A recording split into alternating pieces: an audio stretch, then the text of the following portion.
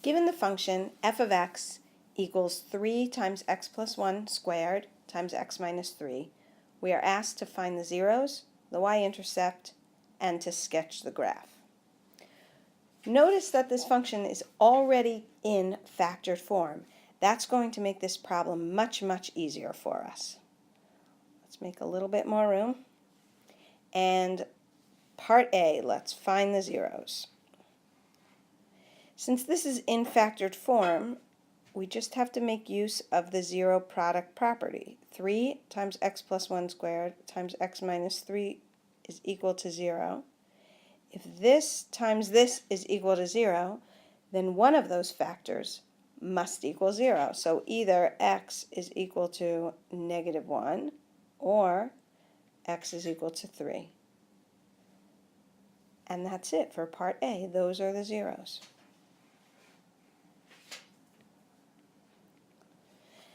Now B, the y-intercept.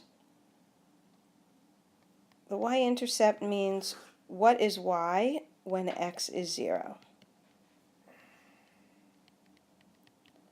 What is y when x is equal to 0? All we have to do is put a 0 in for every x and see what that's equal to. So 3 times 0 plus 1 squared times 0 minus 3 is equal to 3 times 1 times -3, which is -9. So our y-intercept is x is 0 and y is -9.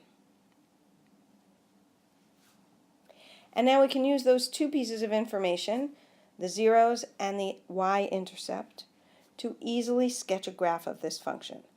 Before we do that, I'd like to point out that this factor here has a square, x plus 1 squared, which means that x equal to -1 is what we call a double root. Do you remember what a double root is?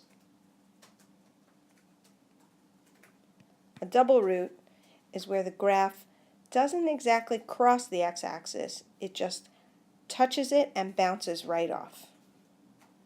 So let's go to a new slide. Sketch the graph.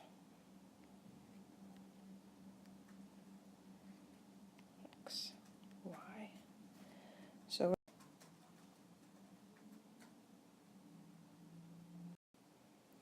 we have zeros at x equal -1 and x equal 3.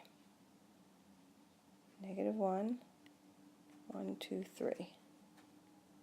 And we know that the y-intercept is where y is equal to -9.